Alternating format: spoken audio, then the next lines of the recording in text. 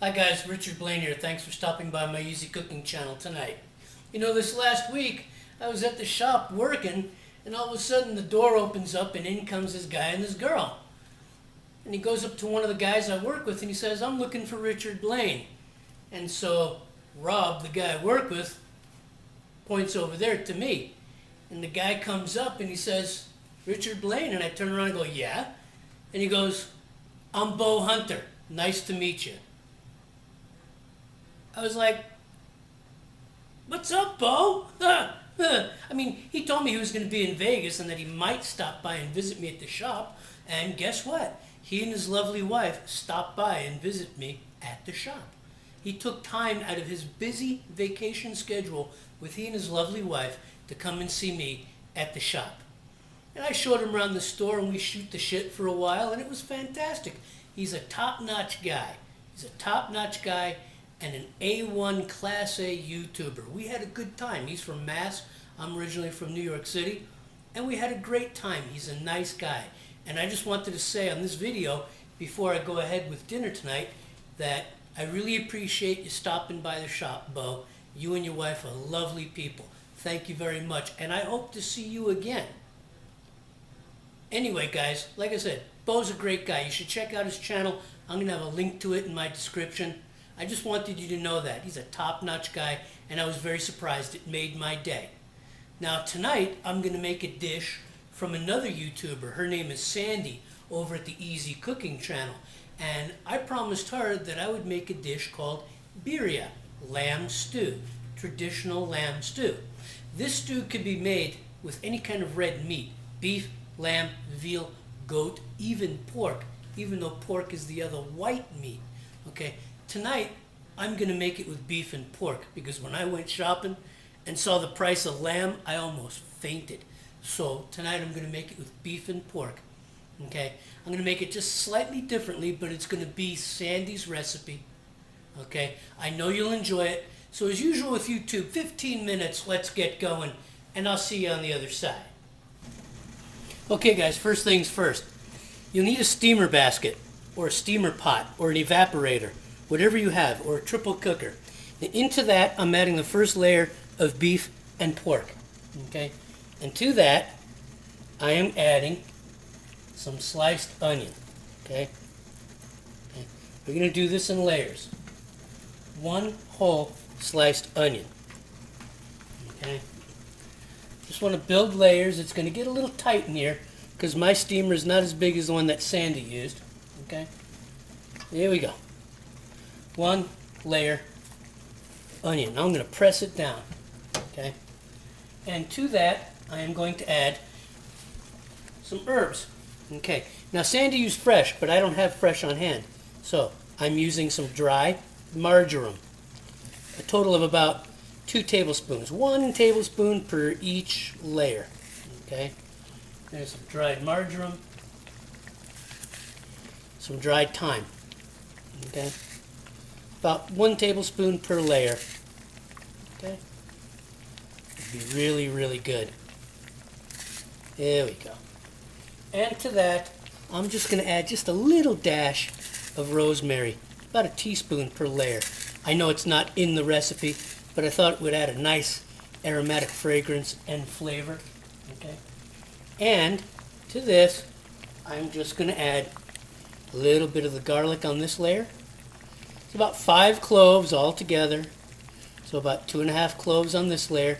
And I chopped it fine because I actually want the garlic in my stew.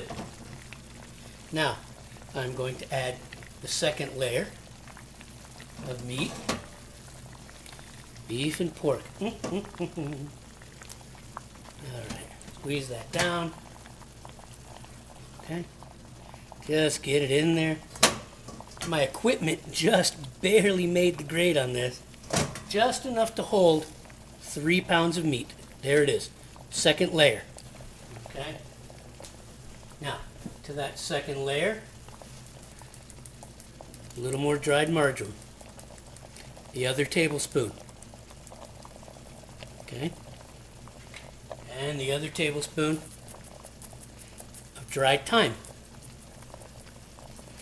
The dried herbs are going to make for stronger flavors, but that's okay. And the last teaspoon, a little bit of dried rosmarino. Okay? And that's it. That's all there is to it. Okay? A little bit of the garlic. Okay? Okay? Some more onion on top. Okay? There we go. And this is going to steam for about 90 minutes on medium and create a truly exceptionally flavorful broth. Okay? Here we go. Okay? And then the cover is going to go on top, and we'll be back in 90 minutes. Okay, guys. The meat's been steaming on medium for 2.5 hours. It is so tender, it's ridiculous. I didn't even have to shred it. I just broke it up with a wooden spoon and got all this. Now, in my case, I decided to keep the onions. Okay? In my case, I decided to keep the onions and the garlic in there. And because I'm using dry herbs, I didn't have to strain it out. But this is the meat. And now I'm going to show you what the stock looks like. Okay, guys, here it is.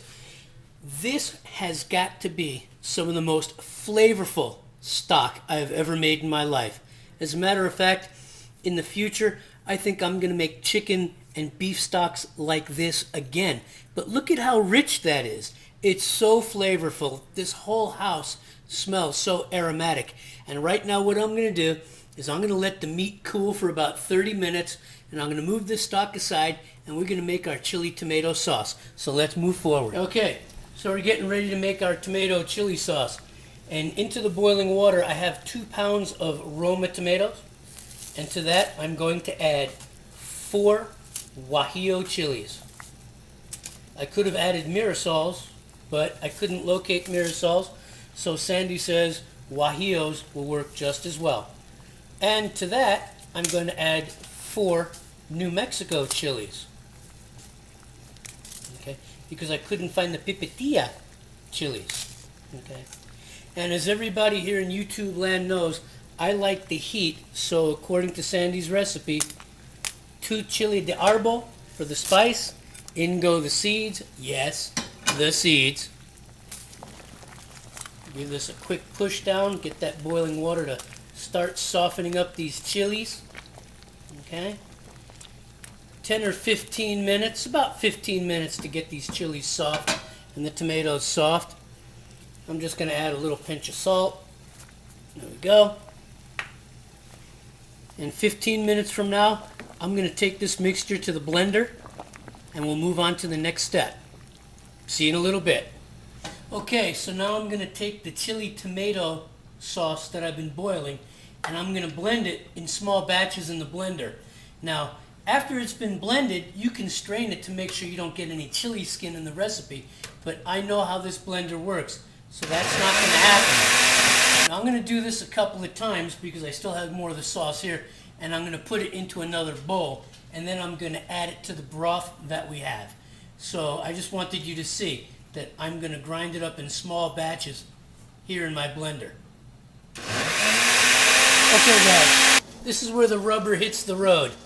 I'm reheating my beef stock. You can see it's starting to boil. And to that, I am adding my tomato and chili pepper stock. Okay.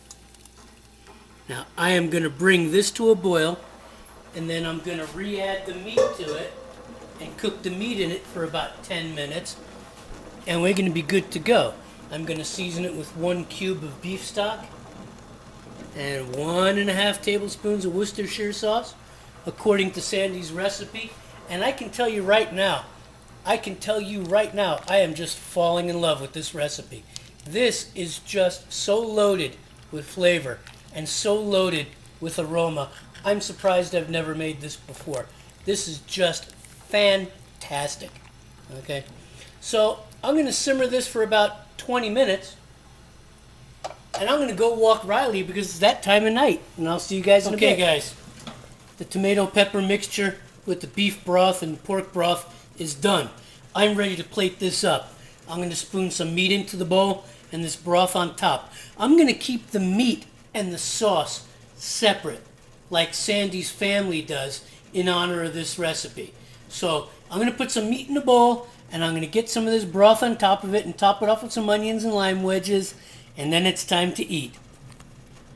There you have it, guys.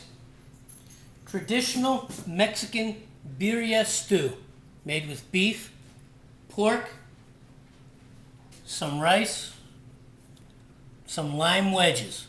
Okay? This is a delicious recipe. I'm glad I took it from Sandy. Okay? I'll leave a link to her channel on my description for this. But this is going to be delicious. I'm really looking forward to eating this. I want to thank you for stopping by, and I'll see you on the next video.